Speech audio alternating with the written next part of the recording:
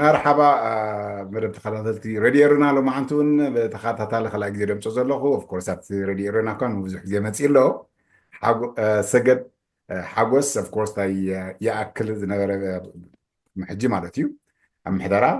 حجي لو معنتي ممصيو بزعبا زي غبا زنبره ابي اكل بحافشو كون ام حضراتات حدا دنب تقاومو خفت حدا صقما درئ زلو ترانسبيرنسي بقصصار ديموكراتيكلي حدا مثلا فتحن عردليخا خابخات للجمر نريو زلنا خابنا دنب تقاومو اب غلغله بكرات الرأيو كون بقصالا سلمتا كهزب دي عسلو زلو نزبل ون تاسارسيتي تراوايتو ون اي ثينك نصرت ناي ناتكا علامه ኣብዚ ታዝረኦ ዘሎ ሕጂ ብፍላይ ኣብቲ ብዛዕባ ኤርትራ ፍትሕን መሰልን ኢልካ ኣብ ልዕላውነት ከስጋብ ክንደይ ክህልዎ ኣለዎ ንፅረት ነቲ ኣብ ደንበ ተቃውሞ ዘሎ ብዘይ ገድስ ኣበየና ኣሎ ንዝብል እዘን 4 ቶፒክ እንድንሰን መፂ ሎሞ መርሓባ ሰግደሕ ደግም ከመስግነካ ثانك يو مايك يا أخبر كاسل عدن كان ولا نتكلم كما كالريدي أرناهم كورتي حبكم مسكان بتاع أنا مسجنوكم ولسي تلاقي جوانا يأكل كما يكيدو بخمي يدري خاصها يأكل لو يحسني حيو كم زقول تصنعها أبتفل عليه أوانون أبكرت تجمع نيرو سلام تاع تجمعون كابت حدا زمسية زلوا خنوت تاتو ما يسخاطر هاللي تخيل زو دفولتو حضرت السري ولا زي دبت أو مزل دفولتو يو بزبالة زاقل نحاس كنافتي كمان يرتو جوا أرزبل بناتك جم هذا إذا تغير كله هو من الوقت تجوا إيه كم بالكايو عبد حلفة المودة ورحناي فبراير مجمرة ناي مارش ينيرو قلت مع عالتي إنفاق سلسة مع عالتي تحدد عرض مع عالتي علت إسران شو عتن دهم دلو نتي أول بايتو دنبرة نتمك خيارات نتي دنبرة حدش دوكمنتات مفتاق جلزت لدنبرة عدا عصواخي ويتغيرو مستوم أبالات لذي أبوخم نت حقتاتا معراري خان دقنا خانتي انتاخات بلو نتي دنبرة حسبتاتن دنبرة صراحاتن جمجيمكا كما جيرك خام حدش دغنا خا نزل كونتاتو انتي ولا دباخ لونا لو كتبف عليه لك اخذتو وقال الستات تزتي اللي بحرفشا ناب حدا بايتو إسران حدا نابر دلو بايتو خوين 4 خبلتات جيرو قال انا عشتو نقصان خبلتات جيرو افتي حياة اليوم نقرات بفلاي حيل الزبنة من قصقاص كما يجرو السانيتات قلتي في سالت من أبوات أبي أكل كابت النبارة حسرتات نسيب والسانيتات توسد قرب يشجرك قد يكون جيزي يوسد ولا مستوصن خابت تقابرون جيزي يوسد مالتي هذه نزيتات كل قمة تأتيو نتي ذلو فتسامش ماقل قرب حيل الزهبو حلفنا دسكم بتعدو كعيد زهبون نجارات قونيلو قال متقرر تغير له اي هوب حدشتي يعني بومبرات حدش بومبر حدش صحفي حدش مكتب بومبر قال ابالات فتسمون كابتن قدم نور خوينو قال زبز حدش خوينو مصي مالو تمتخخا مسرحون نيرو مالتي سلازي تقدماي تقال معلتي ناي قال اي معلتن سالساي معلتن ناي حزبيني قدام سنبت النيرو او استفلالي صحفات وانا صحفات وانا مستمرتات كاب درجة تي نقالو سدلنا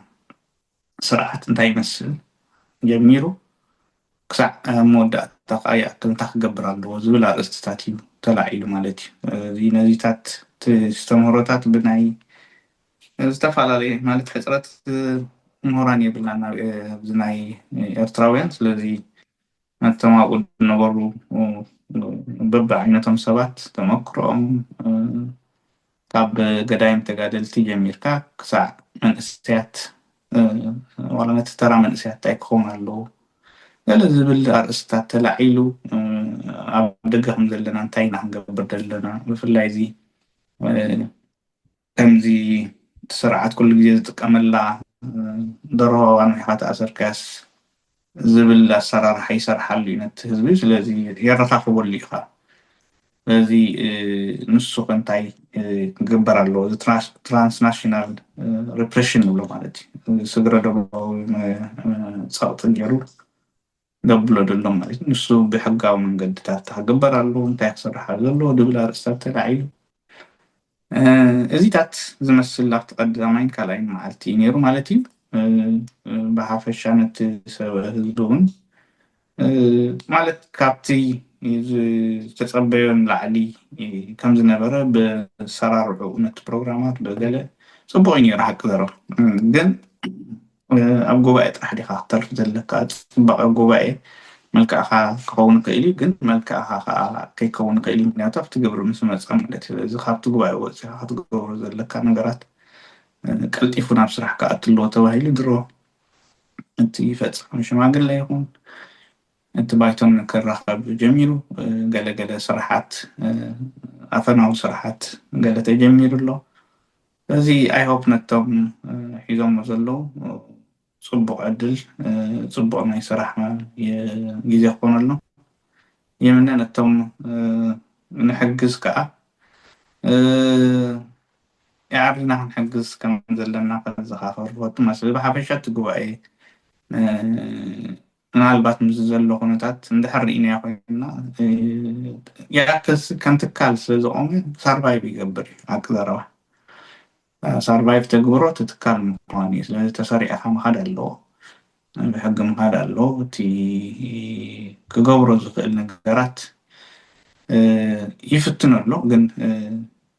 كابز زحشة زنبرة كايداتات زحشة كايداتات كاي تصفان قبر قلت بوليتيكا ناي إيست أفريقيا تري الله كل جزء لاواتي كندوز هم بالحقيقة اللي كندوز هم ناي استراتيجي كايداتات كذا كندوز هم تعرف كذا كاي معناته ناي تمالي فتوتي ناي لو مسألة بينهم مالو ريالنا ناي تمالي حد حتى وقعت قاعد أرجعنا فتوت زغير لهم جزء مسئلة لذي بوليتيكا خميو جن بوليتيكا خميل كأقول جزء كترسع نستجبر النجارات كترسع جن يبل كمان شيء حدا قاعد ورد كأقول جزء لا وترسعه نعود قرفة بزلنا نخيجي خاتوس لذي كان زي وانا وندخلنا كيد كم زي بلنا هذا خبتي أب كستات أب جوبا يكون أبتي حصرت على استناجريش الذي مستوان أنت يتجبر المفلات هيجن بمتكل كتقول للكار حكة كم جمرة صاحجي نهضنا يعني أثرا ونت كايدا نتحازن نكدو خنزلنا نفسنا خنجلت كم زلنا هذا جدي الأمات يقال بحالي أكل جن بتز انت تحسوني هذا ملء اختصاصي بتسمعي زمزن لذي زيتاتون كسر حلهم زلو لبواتات حليفة موداتا ناي هذا دمدامي أواج وقتين يرون حوز ملكت عاد 4 نقطات أبو حدا نايك ألس منفس كحدث كم زلو بتبعت كحدث كم زلو وهدت زلو قرط والصراحة ودبا في اللعب دبلوماسي تقبر كم زلو منسيات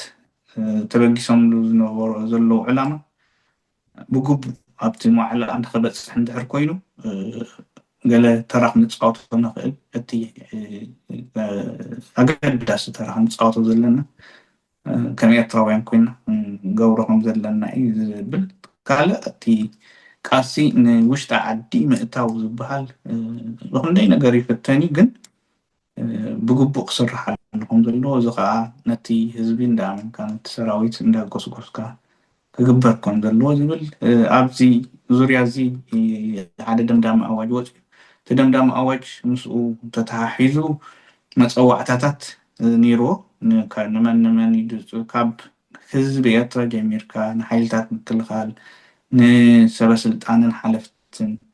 ንተቃወምቲ ውድባትን ምንቅስቃሳትን ንምሁራት ኤርትራውያንን ፀለውቲ ውልቀ ሰባትን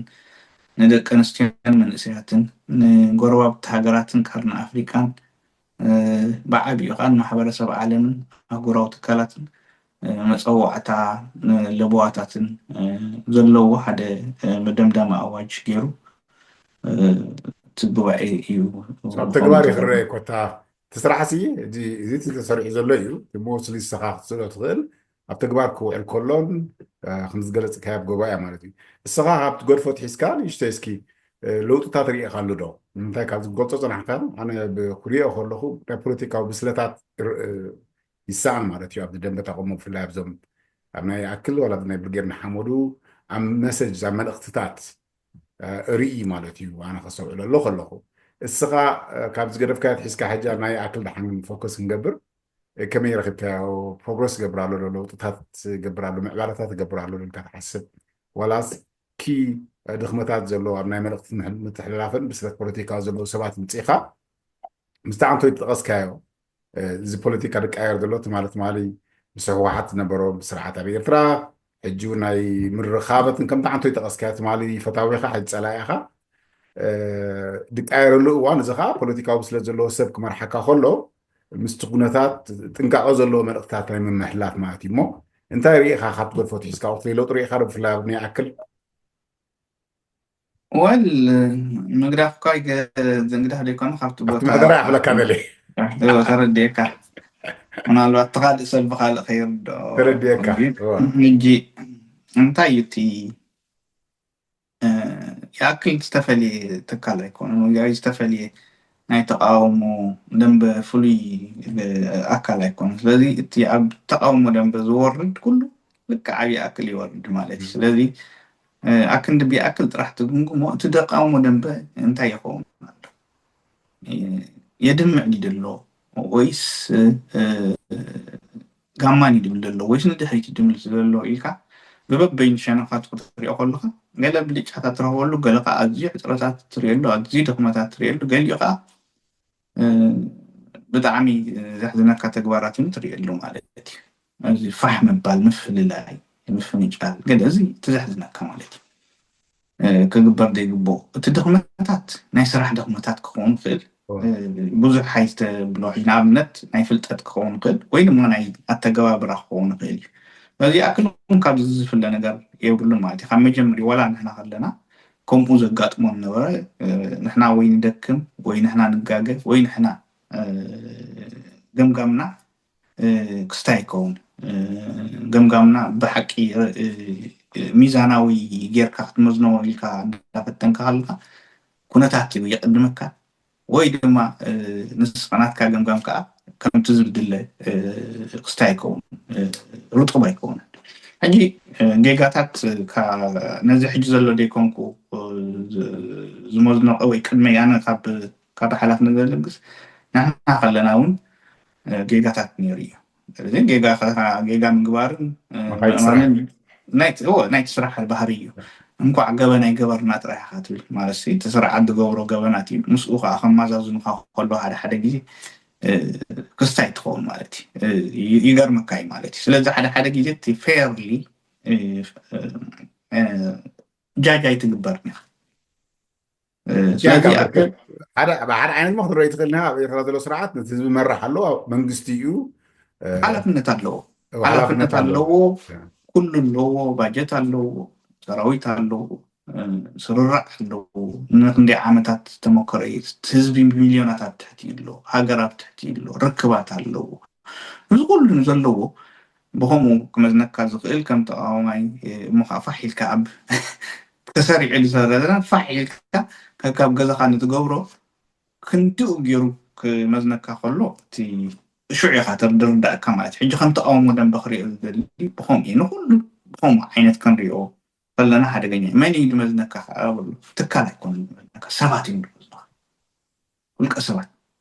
وقناوي ولا حكان رجع هذا زيادة صبرت لو خلفه كادر يخلكونكو كم يأكل حجي خم تكال خون هلو أتينا ده كم ودب خون كله political مسرح قبري من الزارب many power relationship many president vice president اتملت لما حلالف أبنا يزني بالجنة حمر أخرى أخلو تفعل مرة في خاصة بساز له خالد زارب عبد الجوز له خالد زارب سميع خانو جابنا ياكل كا ولا بيتراز سرعات حدا سرعاتيو بويد مرح وزر ويلا كرونوت امور يغن تردي خانم عبد الجن كابت حدا دريو انا بمعدو اتي ببين خزراتات ولا علامه من تصار جلسي هاغوف تحت ري كابزي السرعات عبير تراز لهم كم هركاو نخيدي حدا ودب كمي تسري اخيد عبينا انتاي كبل على تحاوي هنا غير زارب أول ما تصوت مريحنات أنا لسه بيأكل نزارب على نفس ساعات يقولوا بدي أكل بقوله نسرد جلو ويد ماس الله كامش ديسيبلين جلو تحاوي كا عبدينات كلمة تحاوي بسمع ديم الزراب زيتات أيكون النعاخة كتنكركا ني ساعتون فترة الكاخيري بحالا مثلني أنت مثلك أسخا تعاق قصي قبل بركين كاتري الله بوليتيكا مش يزتولو دلا سر كله ديسيبلين كله قال المدينة جن نابنت نيأكل طرح نوصد يأكل أبتو مجمرة كم زي تفولتو بكل هجرات يبين لذي إن الناطح قطعت له نعم كتم أذن كم حدا جلوبال يأكل مستمسرته ما عاد هوقف كم زلنا ما عاد اللي كم زلنا طريقة أبى تحساس أبى أدمى أبى تردد أبى ريزيستانس نبالو كن ساعة نديت تصور ننقراتو نالو انجي إذا كله حجي من أربعة نرجع نحمد تاش كان أبي أكل ترى يعني قرات نيري يزيدات مانياتو تن تنبرنا بايتو تا ناتن مجلس يوصل يقاچو مس هذا نخون قليو أي هو خون قال حجي خمسة نيري جن انتي تصبق دحراي دمت أبي أكل تمسر الرعك مس جمرة እንዳለ ሰነ ዝኸደ እንዳተሰርዐ ዝኸደ ሓይሊ ኮይኑ ዳስ ዋይ ከም ክንጅምር ከለና ከም ትካል ስለዝኾነ እዩ ሰርቫይቭ ገይሩ ይብለካ ሕጂ ኣብዚ ግን ዋላ ኣብዚ ከለካ ሕጂ ከም ዝብለካ ኣብ በበይኑ ቦታ ትነብር ሰባት ነፃ ኢኻ ክንድለይካ ኢኻ እንድሕር ሓደ ክፅይቕ ደልዩ ክፅይቕ ይኽእል ስለዚ ሓንቲ ትገብሮ ይትኽእል እዩ ትቆፅዒልካ ዋላ ስጎጎኑ ምስጓግ ንባዕሉ ሳዕብየን ንዓኻ ዳ እምበሪ ነቲ ካልእ ኣይኮነ ምክንያቱስ ካብቲ ስርራዕ ኣውፃእ እዩ በቃ ሓደ ሰብ ተቐኒሱሎ ዳሓኒ ንበሎ ግን ክንደይ ሰብ ከዓ ሒዙ ክኸይድ ይኽእል ይኸውን ዝብል ኣተሓሳስባውን ክመፃካ ኣሎ ተገይሩ እዩ እውን ማለት ሳዕብያ ከስ ምስጓግ ደይኮነስ ክወፅእ ከሎ ሰብ ከልግስ ከሎ ብዘይምስምማዕ ብመትከል ይኹን ወይ ብራዳዳእ ይኹን ወይ ብተግባር ኣብ ሓደ እዋን ኢልካ ትገብሮ ተብሎ ምስ ወፀ ክንደይ ሰብ ሒዝልካ ከም ዝኸይሲ ሶሪ ክንደይ ሰብ ሒዝልካ ክኸይድ ከም ዝኽእል ትፈልጥ ኢኻ ሕጂ ብዙሕ ግዜ ከዓ ዝናትና ተቃውሞ ደንበር ኢኻ ኣለካ ሓቲቱ ተረዲኡ ገለ ይኮነን ተበራሩ ወረሎ ብተበራሩ ወለ ብዙሕ ነገር እዩ ዝጉዳእ ማለት እዩ ቀዲ ይቅድመካ ኩነታት ወረ ይቅድመካ ቻው ኢልካ ዳሜጅ ኮንትሮል ኣብ ክትኣትወሉ ግዜ ኢኻ ጥራሕ ተርክብ زي أخي دحاني كاب زي قبل نبلا حجي انتي من بعد يمسيو أنتي تجبرس أكيدا كم نور وصينا دلنا تقاسنا انتي دا أنا مفتقري وتي نايا أكل نيرو تي كانت مجمري حدا هجرة وحيل فتير كاسني سبب حدا عسيلو كس قالوا صلوا زخل من قدي يمت شو ده حدا ينتي مت ناناتو بورصة حيزو مسأكاس بزعبا زي نحن نزارب لك بزعبا زي أتدل لك حدا ماتيو بزعبا قوام نزارب لك حدا ماتيو بزعبا جزاو من قصتي مستقرب لك عجين ناس نصر يكون لنا لك ساعات خبط دخمتات الرأي نصر عجين نابتو اشتقى يكون كاب دقة هو نتحقر وحيل خسر كتفتني حدا اللمبر بعد خاونين كانت يأكل كيسا يتدلل مالتي أو معناته هزباو منقصاص مسرحين يبت علامة هزباو منقصاص كسع زخون سبب أبتي زلو بستات كوفا بيلكا أزراريكا نبتهجر وحيل مسرح راحتي قدام أي إنتنشن يب نازل بالصراحة نحنا معلش نايت مكروه بتاعت هيكون نيرو تفولت أو بزح نجارات تفولت أو جن التكونات كنت كمل نقل نادي بلينيرو لازم تبورصات حيزو دمت أكاسب جن ناناتي بزي بحنت وجن يري عمادتي كنت سامع مع أسها ولا حنت نعرف إيش يقرأ كاني جن أينا يقدم نتات كسر ኣይትኽእልን ኢኻ ማለት እዩ ሶ ኣብዚኣ ስለዚ ናትካ ሓተካ እቲ ገቕሬታ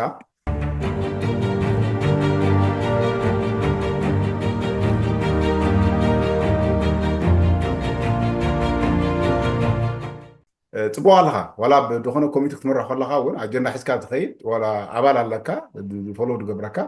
በቲ ኣጀንዳኻ ኢኻ ክትኸይድ በቲ ኣጀንዳኻ ምስ ሰዓት ዘለካ ምስቲ ግዜ ዘለካ ዋላ ሰብ ተኣካብ እውን ክመፃካ ከሎ ካብቲ ኣጀንዳኻ ወፂኻ ክትዛረብ ትኾንካ ኣብ ካልእ ጉዳይካ ክትኣቱ እቲ ሕጂ ኣይኖ ፍራስትሬትድ እዩ ግን እታ ሰብ ቤት ወይ ግን ክትከደሉ ትኽእል መገዲ ክፀንዕ ዝኽእል ወይዘሮ ውሕዳትን ኩሉ ካብ ብዙሓት ንፁር ዝኾነ ግን ኣካይድ ኣለካ ምስለኒ እዚ ሕጂ ካብ ሕሉፍ ለውጢ ገብርልካ ተሓስብ ዶ ሕጂ ወል ሕጂ እንታይ ይመስልካ ኣብቲ መጀመርያ ከም እንዳብለካ ኣብቲ መጀመርያ ናትና ገፊሕ ኣተሓዛ እዩ ነይሩ ምክንያቱ ንኩሉ ሓሲብካ ንቅድሚት ዝኸደሉ ኣብ ኩሉ ዓለም ትኣክል ዝብል ዝነበረ ንኩሉ ነገራት ከመይ ጌርካ ተካትት እያ ነይራ ምስ ግዜ ግን ክፀብብ ከም ዘለዎ እንዳተረዳእና ዝመፀ ምክንያቱ ኩሉ ሰብ ክዓግብ ከም ዘይክእል ሓደ ካልኣይ እቲ ሒዝካዮ ዘለካ ሓይሊ ሰብን ኣካይዳን ንሓደ ነገር ከተግብር ክኽእል ኣሎ ከምኡ እንተዘይጌርካዮ ዋላ ናይቲ ትካል ምህላው ኣብ መወዳእቱ ክጠፍእ ማለት እዩ ምህማን ጥራሕ ዘይኮነ ምጥፋእ ማለት እዩ ስለዚ ኣብዚ ሕጂ እዋን ነዞም ሕጂ ዝመፁ ዘሎ ከመይ ገይሩ ፅብብ ዝበለ ኣካይዳን ፎካስ ዝኾነ ስራሕ ይሰርሑ ፅፉፍ ዝኾነ ስራሕ ፅዎ ናብኡ ዘተኮረ ስራሕ ከም ዝበልኳ ከብል ምክንያቱ እቲ ብርገና ሓመዱ ክሰርሖ ደልዮ ነገራት ሒዙ መፅእ ኣሎ ስለዚ እሱ ዝሰርሖ ምድጋም ኣይኮነን ደልየካ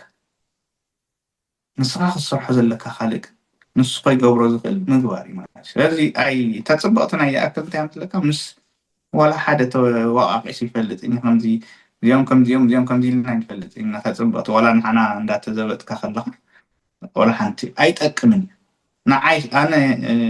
ንየኣክል ክከላኸል ኢለ ንካልእ ውድብ ንካልእ ምንቅስቃስ እንድሕር ዘንእስን ዘፀልምን ብጌጋታቱ ጥራሕ ዝመዝን እንድሕር ኮይነ ኩልና ብጌጋ ክንነብር ምኳንና ፍሉጥ እዩ ስለዚ ዋላ ሓንቲ ተሓድነታዊ ሓይሊ እውን ክመፅእ ኣይክእልን ማለት እዩ ስለዚ እዚኣ ተፅብቕትና ይኣክል እያ ስለዚ ካብዚኣ ሕጂ እታ ፎካስ ዝኾነ ስራሕ ከመይ ጌርካ ትስራሕ ኣደላ ሕጂ ስለዚ ነዚ ኣብቲ ናትና ዝነበረ ገፊሕ ካብቲ ለውጥታት ሓደ ኣብዚ ፅብብ ዝበለ ኣብቲ ናትና ዝነበረ ጌጋታት ክደግሙ ከም ዘይክእሉ ኣረጋጊፅና ንፈልጥ ኣብቲ ናትና ዝነበረ ዛሓሊ ከመይ ገይሮም ንናህሪ ይቕይርዎ ኣብዚ ናታቶም ብልሒ ይኸውን ግን ተሓገዙን መሃብ ከድሊ እዚ ኩሉ ምእንቲ ምንታይ ተይልካ ግን እቲ ንደልዮ ዘለና ናይ ፍትሒ ኣገባብ ንፁር ክኸውን እቲ ህዝቢ እውን ኣብ ኤርትራ ዘሎ ዋላ ምስ ኩሉ ፀገማቱ ነዚ ሓቋፊ ዝኾነ ተራ ክፃወተሉ ዝኽእል ምህናፅ ማለት እዩ ምክንያቱ ኩሉ ግዜ እንታይ እዩ እቲ ኣብ መወዳእታ ለውጢ ብውሽጢ ዓዲ ኢኻ ትብል እቲ ህዝቢ እንድሕር ግን ፍልልያትካ ዝርአ ኮይኑ ብዙሕ ሽግራትካ ሞር ዝንፀባረቑ እንድሕር ኮይኑ ክብረታት ናይቲ ሕብረተሰብ ክትጣሓስ ጥራሕ እንድሕር ከም ዓብ ማግኒፋይ ድኾን ኮይኑ እታ ለውጢ ትብላ ዘለካ ከማን ክትረኽባ ኣይትኽእልን ኢኻ ማለት እዩ ኣብዚኣ ሕጂ ኣቕሬታ ኣብቲ ሰብ ዘይዓስሎ ዘሎ ካብቲ ሓደ ፀገማት እዚ ኢልካ ዶ ተሓስቦ ኣብቲ ፀገማትና እኮ እዩ ኣብ ፀገማትና መፍትሒ ዘይምርካብ እኮ እዩ ነቲ ቃልሲ ንክዓስሎ ሰብ ዝሽግሮ ዘሎ ዋላ እንዳደልዮ ከሎ ማለት የለካ ዘይደሊ እኮ ኣይኮነን ብዙሕ ሰብ ግን እቲ ናትካ ሽግራት የርኢ ሕጂ እንታይ ዝብል ኣባሃል ኣሎ ቃልሲ ናይ ተቃለስቲ ይገለብለካ ፅቡቅ ኣሎ ሊተራሊ ኖርማል ክትሪኦ ከለካ ማለት እዩ ግን ቃልሲ ናይ ተቃለስቲ ጥራሕ ኣይኮን ቃልሲ ናይ ህዝቢ እዩ ናትና ሕጂ ምክንያቱ ህዝቢ እዩ ተወፅእ ቃልሲ እቲ ዝቃልስ ጥራሕ ኣይኮነን ተወፅእ ህዝቢ እዩ ተወፅእ ስለዚ ህዝቢ ከኣምኖ ክኽእል ኣለዎ ነቲ ክትቅይሮ ትደሊ ዘለካ ሓይሊ ማለት እዩ ስለዚ ቃልሲ ናይ ህዝቢ ምግባሩ ሓደ ቃልሲ ናይ ህዝቢ ክትገብሩ ከዓ ህዝቢ ብጎንካ ክስራዕ ምግባር ማለት እዩ ህዝቢ ብጎንና ክስራዕ እንታይ ይደልየና ደሎ ተይልካ ንሕና ኣብነታውያን ክንከውን ክንክእል ኣለና ማለት ናይ ህዝቢ ምዃንካ ናይ ህዝቢ ትቃልስ ከም ዘለካ ፍልልያት ማዓት ኩልና ኣለና ግን يترف مس ወዲ ዓድኻ ምስ ሓውካ ምስ ሓፍትኻ ከማ ዝፈልል ይክእል እዩ ግን ከመይ ጌርካ ተፅውጎ ነቲ ፍልልያት ናትካ ብልሒ እዩ ስለዚ ብዛዕባ ሃገርን ህዝብን እንዳተዛረብካስ ብዛዕባ ናይ ውልቀ ሰባት ወይ ናይ ጉሩ ጉጅለ እንዳር ትገብሮ ኮንካ ነቲ ቃልሲ ብዙሕ ናብ ትኸዶ እውን የብልካ ስለዚ እቲ ናትና ድኽመታት ከይሸፈና ናይቲ ስርዓት ጥራሕ ገበናት ተቃላሕና ብኸምኡ ዓንተ ይጅምሮ እቲ ዝፈርደካ ሰብ ክፈርደካ እዩ ብኣይድ ፈርደካ በታ ሕምቀትካ ንዑኻ በታ ገቦም ስለዚ ኣብ ሓደ ማዕረ ዋላ ተምፃካ ንሱ ነታ ዝደልያ ዘሎ ስለዘይረኣየ እምበሪ ንዓኻ ከሕመቐካ ኢሉ እውን ከይከውን ይኽእል ግን እታ ውሕስነት ማለት ከም ሃገር ክትቀውማ ብትደልየሉ እዋን ሓደ ተቃዋማይ ኣብ ትብለሉ እዋን ኣዋላብ ዘይንብርካሉ ምልክታት ናይ ህዝብን ሃገርን ደውሕስ ነገራትን ከተሪኤልካ ኣለዎ ምስለን ኮታ ትርግታ ክሰማሕ ኣለካ ናይቲ ህዝቢ እውን ኣብታ ራብዒቲ ሕቶይ ክሓተካ ዓይነቱ ህዝቢ ፀገማት ኣብቲ ስርርዒት ኣብቲ ካይዳኻ እቲ ብዝሒ ህዝቢ ዘይዓስሎ ዘሎ ኢልካ ብዝበለፀ ዝሰምዑ ካብ ህዝቢ ከዓ ንፅረት ዕላማ ብፍላይ ብፍላይ ኣብ ልዕላውነት ሃገር ኣብ ተፈላለዩ ፖለቲካ ፀገማት ክፍጠር ከሎ ከም ዝረኣናዮ ሕጂ ኣብ ተወሰነ እዋን ዋላ ብርጌር እዚ ይኣክል እውን ኣብ ክልተ ተመቂሉ ነይሩ ካብቲ ሓደ ፀገማት ደገጠሞ ኣይ ቲንክ ቅድሚ ሕጂ ተዛሪብናሉ ነርና እሱ እዩ ኣብ ሰዓት እዚ ካትሪኦ ኣለካ ብርጌድና ሓመዱ ኦፍኮርስ ኣብ ወከልቲ ናይ ብርጌድና ሓመዱ ዝመለሎም ዋላ ኣብ ኢትዮጵያ እውን ዝትሪኦ ዘለካ ክቃለሱ ምዃኖም ምስ ኢትዮጵያ ኮይኖም ንዝብል ብረት ሒዞም ብዙሕ ንሰምዖ ኣለና ካብኡ ናውን ከዓ እቲ ኣብ ኢትዮጵያ ክህድ ምቅላስ ጥራሕ ኣይኮነን ንልዕላውነት ሃገርካ ዝደፍር ስርዓት ኣብ ዘሎ ኢትዮጵያ ምስኡ ኮንካ ምስራሕ ንብዙሓት ኤርትራውያን ክዓስሉ ጠጠው ደብሎም ፍላይ ፍላይ እርአ ኣነ ዝሰምዖ ብደገ ማለት እዩ ሕጂ ኣብዚኣ ንዓኹም ክሓተኩም ናይ ይብልዎ ይኣክል when it comes to ብዛዕባ ልዕላውነት ሃገር ኣበይ ጠጠው ብል እቲ ሕቶይታ እያ መሰልን ፍትሕን ኣብ ኤርትራ እንድሕር ኮይኑ ልዕላውነት ከንታይ ይመስል ከምዚ ልዕላውነት ኤርትራ ዝደፍርሲ ኣብ ምንታይ እዩ ናትኩም መትከላት ካብቲ ምናልባት እቲ መትከላትን ዓንዲ ሕግታት እንተትሪኦ ካብቲ ንበሃሎ ስሊ ኣዝዩ ዝተፈልየ ምዃኑ ካብ መጀመርያ ከማን ካብቲ ዘካትዕ ሓደ ነገር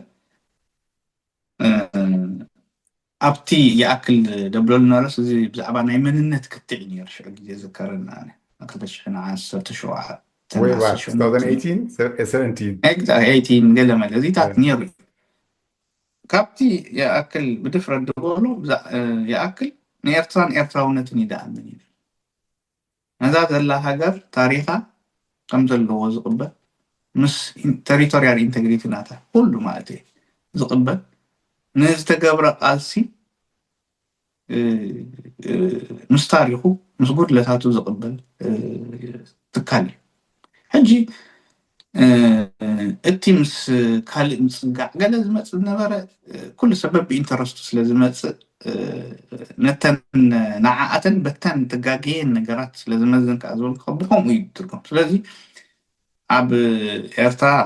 ከምዛ ዝብልካ እታ ኤርትራን ኤርትራውነትን ትብልሲ ውድእቲ እያ ኤርትራ መን እያ ፍልጥ እያ እዛ ሃገር እዚኣ ምስ ኩሉ ነገራት ኤርትራውነት እንታይ እዩ እቲ ብክስታይ ዝቆመ ብዝተፈላለየ ብሄራት ዝቆመ ሓደ መንነት ኮይኑ ኣለዎ ስለዚ ንታሪክ ተመሊስካ ከምዚ ኢና ነርና ገለ መለ ምባል ንዓና ትርጉም ኣይነበሮን ምክንያቱ ካብቲ ዘለዎ ነገራት ኢኻ ክትቅፅል ትኽእል ንድሕሪት ክትመልሶን ነገራት ንኣብነት ኣብቲ ግዜ ናይ መንነት ክትዕ ዝግበር ነርስ ብዛዕባ ሕጊ እንዳግባ እዩ ዝዛረቡ ሰባት ሕጊ እንዳባ ክንደይ ጎደሎታት ነይሩ ሕጊ እንዳባ ነዚ ሞደርን ስርዓት ይኸውን ዲ ሕጊ እንዳባ ነዚ ዘለናዮ ክስታይ ይኸውን ዲ ግን ከም ክብረት ከም ሓደ ቫልዩ ናይ ሕብረተሰብካ ክትዛረበሉ ክትትንትነሉ ካብኡ ትፀብፅብቁ እንታይ ኣሎ ክትወስደሉ ፅቡቅ ግን ብከምኡ ተመሊስካ ክትሰርሕ ኢኻ ብሂወት ተተልካ ንሓደ ሰብ ከምኡ ኢሉ ድሓስብ እንድሕር ኣሎ ኮይኑ ናይ ብሓቂ ይገርመካ እዩ ማለት ስለዚ ንድሕሪት ኣይኮንካን ክትምለስ ማለት ነው ቅድሚት ኢኻ ክትከይድ ማለት እዩ እዚ ሃገራት ከዓ ከምኡ እዩ ሎሚ እዛ ኤርትራ ትበሃል ዘላ ፅባሕ ኣይንፈልጣን መን ተሓዊሳ ምስኣ ተዓቢ ትኸውን ኣይንፈልጥ ኢና እንድሕር ንክመፅእ ክእል ኮይኑ ማለት እዩ ምክንያቱ ናይ ክስታይ ጉዳይ እዩ ተሓቶ እንታይ ምስልካ ሳምታይም ኣድቫንቴጅ ኣለዎ እንድዩ ምስ ጎረቤት ሃገርካ ወይ ድግፈካ ንዓኻ ስርዓት እዚ ከዓ ልየ ደሊ ዝብል ከም ትሪኦ ዘለካ ዝፀንሐ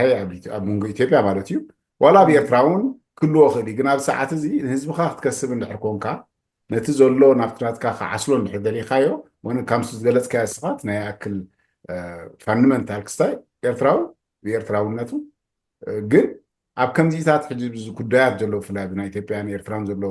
ምሳሓብን ወይ ናይ ቃላት ምዝርራብን ናይ ውግእ ከበረዱ ገብሮ ዘሎ ብፍላይ ስርዓት ኢትዮጵያ ኣብ ከምኡ ዓይነት እንታይ ዓይነት ጠጠው ናው ንደኸይድ ዓላማ ስኒ ምስኩንነትካን ምስኩንነት ህዝብካን ይድኸይድ ካብኡ ይትወፅእ ኢኻ አንዳሃኒ ካብኡ ወፂኻ ክትገብሮ ትደሊ ነገር ብሓይሊ ኢኻ ክትገብሮ ማለት እዩ ከየመንካ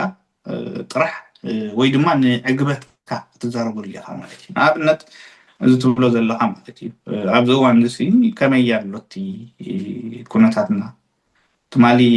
አንተ ክንጅማ ትማሊ ፍቁራት ዝነበሩ በቃ ዓብ ነገር ዝዛረቡ ዝነበሩ ክልተ ናብ ከመይ ዝበለ ውግእ ኩናት ኣትዮም ክንደይ ሰብ ዝጠፍኦ ሕጂ ከዓ እንደገና ናብ ካልእ ይምለስ ኣሎ ማለት ሕጂ እንታይ ኢኻ ክትብል ዘለካ እቲ መጀመርያ ንረብሓ ህዝቢ ዝኸውን ነገር ድዩ ቀዳማይ ነገር እቲ ዕላማኻ ያ እንድሕር ንረብሓ ህዝቢ ዝኸውን ኮይኑ እቲ ህዝቢ ዝደልዮ ኢኻ ክትብል ዘለካ ማለት እዩ ካልኣይ ዋላ ከምዚ ንብሎ እዩ ህዝቢስ ይጋገድ እዩ እንድዒ ይጋገ ኸውን ሓደ ግዜ ፍሉጥ እዩ ብሓፈሻ ይጋገድ ኣይኮነ ግን ተፀቂጡ ክጋገ ክእል ፈሪሑ ክጋገ ክእል ተታሊሉ ክጋገ ክእል ማለት እዩ እቲ ዝገብሮ ማለት እዩ ነገራሲ በስ ገዳድ ምስ ዝኸውን ናብ ካልእ ነገር ክወስድ ክእል ማለት እዩ ግን ምርጫ ኣለዎ ህዝቢ ኣብዚ ግዜ ግን ህዝቢ ይመርፅ ኣሎ ድዩ ብዛዕባ ናቱ ተሓሳስባ ከም ኤርትራ ተይልካ ይመስለኒ ግን ኣብ ሃገር መፂኻ ክዛረብ ከሎ ህዝቢ ኤርትራ መብዛሕትኡ ግዜ ብዛዕባ እታ ኤርትራ ትበሃል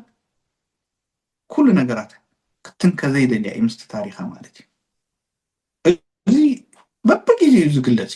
ብኣና ጥራሕ ደይኮነስኒ በቲ ኣብ ውሽጢ ዘሎ ሰብሲ ይዕበይ ይንኣስ ምክንያቱ እቲ ስርዓት ኩሉ ግዜ ዘንፀባርቆ እንድሕር ኣሎ ነቲ ታሪኹ ነቲ ገድላዊ ታሪኹ ናታ ክውን ናይ ኤርትራ ትበሃል ብፀላእቲ ከባቢዋ ከም ዘላ ገለ የርኢ ዝረድኦ ተረዲእካኒ ሕጂ ስለዚ ናይ ግድነት ተሃገሩ ከመይ ምኳና ከምዚ ንዕኡ ከም ሓደ ዲያመንድ ኮይና ሰብ ክትረኣዩ ናይ ግድነት እዩ ስለዚ ካብኡ ከተውፅኦ ክትፅዕር ከለካ ንስኻ ጥራሕ ኢኻ ትኸስር ማለት እዩ ካልእ ንስኻ ትገብሮ ዝምድናታት በሎ ምንቅስቃሳት በሎ ገለ ምስቲ ክውንነት ናይ ትክስታ ይኸውን ድዩ ኣብነት ኣብዚ እዋን እዚ ኣብ መንጎ ማእከላይ መንግስቲ ኢትዮጵያን መንግስቲ ናይዚ ስርዓት ኤርትራን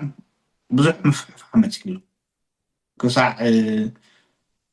ነቲ ልኡላውነት ናይ ኤርትራ ዝሰግር ዘረባታት በቲ ስርዓት ናይ ኣዲስ ኣበባ የኸይድ ኣሎ ኣብዚ ግዜ እዚ እንታይ መክሰብካ ንስኻ ከም ሓቂ እንታይ ሓይሊ ዘለካ ማለተይ ክንድኡ ሓይሊ ለካ ድዩ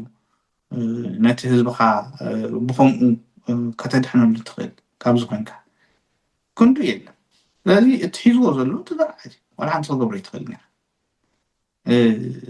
እቲ ስርዓት ስለዝሓዞ ነቲ ሃገር ግን እቲ ሃገር ክቆራረስ ክዝበጥ ክህረም ህዝቢ ክትከላወት ኣለዎ ማለት ኣይኮን ምክንያቱ እዛ ሃገር እዚኣ ምፅባሕ ንካልእ ወለዶ ክትሰጋገር ትደልያ ሃገር እያ ዋላ እውን ንስኻ ናይ ለውጢ ሓይሊ ኮንካ ከምኡ ክትገብር ኢኻ ትደሊ ዘለካ ስለዚ ናይ መጀመርያ ክትኣምኑ ዘለካ እዚ ሃገር እዚኣ ኤርትራዊ ክሳዕ ንኤርትራ ዝተቃለሰ ናይ ኤርትራ ድሌታት ከተኽብር ናይ ግድነት እዩ ናይ ህዝቢ ድሌታትካ ማለት እዩ ከም ኤርትራዊ ካልኣይ እዚ ስርዓት ክያዳ እዩ ዝኾነ ስርዓት ተለዋጢ እዩ ስለዚ እንድሕር ስርዓት ተለዋጢ ኮይኑ ትደልዮ ዘለካ ህዝብን ሃገርን ፅባሕ ንጎ ብርግኣት ብውሕስነት ክነብር እንድሕር ደሊኻዮ እንታይ ኢኻ ክትገብር ዘለካ ማለት እዩ ሕጂ ሓደ ግዜ እንታይ ተረዲእና ንሃገርካ ኣብዚ እዋን እዚ نعم نتورر بيمت نقول ورار متيلكا أنصار تورار مقص بواسكا أنت سرعات مدقف كيكون ويدما نتي سرعات مدحانا يكون ግን ነቲ ትገብሮ ዘለካ ናይ ሃገራውነት ምልክት ከም ኤርትራዊ ጠጠው ክትብሎ ዘለካ እሞ ካብ ዕላማታትካ እንድሕር ኮፍ ኣቢልካ ኣላ ከም ዝብለካ ናይ ኣከል ኤርትራውነት እንዳሉጋ ኣብኡ እንድሕር ኮፍ ጠጠው ክትብል ኣለካ ማለት እዩ ናይ ግድነት እዩ ግን ብዙሕ ግዜ ፖለቲካ ናይ ፀላኢ ኣብኡ ግን ብጌጋ ርድኡ ሓደ ግዜ ነቲ ድሪኦ ኣነ ነቲ ስርዓት ስለድቃወምዎ ስርዓት ኣብ ፀገማት ክመፅእ ከሎ ብፍላይ ኣብ ልዕላውነት ሃገር ድገም ኣላፋቻ ከምዚ ነቲ ስርዓት ክፀድፍ ኣለዎ ክወፅእ ኣለዎ ክጠፍእ ኣለዎ ንኢልካ ንልዕላውነት ሃገርካ ናይ ኣብ ዋጋዕ ዕዳጋ ዳኣቱ እሰምዕ ካብ ገለገለ ደበ ተቃውሞ ማለት እዩ እዚ ሕጂ ኣብ ይኣክል ስቦታ የብሉን ኢኻ ዘለካ ያ ኣብ ቅድሚ ሕጂ እውን ኣፍሲሱና እንዲና ናዚ ንኣብነት ሓደ ግዜ እንታይ ነይሩ ቀዲምና ካብቲ ዝተረዳእናዮ ኩነታት ኣብ መንጎ ኣብይን ትግራይን ናብ ጥርዝም ዝበፅሐ ሓደ ካብቲ ይኣክል ድበሎ ንሰላም ይፅውዕ እዩ ምክንያቱ ንሰላም ክፅውዕ ከሎ ንዓና ክፀልወና ምኳኑ ከም ኤርትራውያን ርድኡ እዩ ነይሩ መንግስቲ ኤርትራ እውን ብወገኑ በቲ ስርዓት እውን ናይቲ ዝነበሮ ሕንሕነ በሎ ከውፅእ ይደሊ ፍሉጥ እዩ ርድኡ እዩ ካልኣይ ንሕወሓት ኣብቲ ግዜ ነዚ ናይ ወያነ ሓይሊ ከም ሓደ ትረት ከም ሓደ ስግኣት ኣቐሚጥዎ ንነዊሕ ዓመት ስለ ዝተጋዓዘ ናይ ግድነት ስግኣቱ ከጥፍ ኢሉ ክገብሮ ዘለዎ ነገራት ኣሎ ስለዚ እቲ ሴናርዮታት ተሳኢሉ ማለት እዩ እንታይ ክጋጥም ዝኽእል ካብዚ ኩናት እዚ ሓደ 10 ሴናርዮታት ስኢልና እዚ ኩሉ ከጋጥም ዝኽእል እዩ ግን ናይ መጀመርያ እንታይ ክትከውን ዘለዋ ኣብ መንጎ እዚ ክልተ ህዝብታት እዚ መፃኢ ዝኾነ ሽግራት ክፍጠር ከምዘይብሉ ስለዚ ንሰላም ምፅዋዕታ ናይ መጀመርያ ከዓ ወላ ድሕራይ ዝተተርጎመ ማለት እዩ ክልቲኡ ሓይልታት ክተኣታቶ ከምዘይብሉ ናትና ሰራዊት ይኹን ናብ ትግራይ ክኣቱ ከምዘይብሉ ሰራዊት ትግራይ ከዓ ናብ ኤርትራ ገፁ ክጥምት ከምዘይብሉ እዚ ነይሩ ናትና መርገፂ ግን እቲ ዝነበረ ኩነታት ናብ ካሊእ ሽፍቲ ገይሮ ንኣብነት ሓንቲ ስምምዕ ነይራትና ምዞም ኣብ ዲያስፖራ ነበሩ ተጋሩ እንታይ ነይሩ እሱ ከመይ ጌርና ንጉስጉስ ኢልና 4 ነጥቢ ነዚ ህዝብታት ኣብ ፅልቂ ይኣቱ ከም ዘሎ ርድኡ ነይሩ ናብ ህዝቢ ዝመፅእ ሓደገኛ ምኳኑ ብፍላይ ከዓ ክልቲኡ ህዝቢ እዚ ብዙሕ ርክብ ዝፀንሖ እዩ ካብ ቃልሲ ጀሚርካ ገለ ሕጂ ነዚታት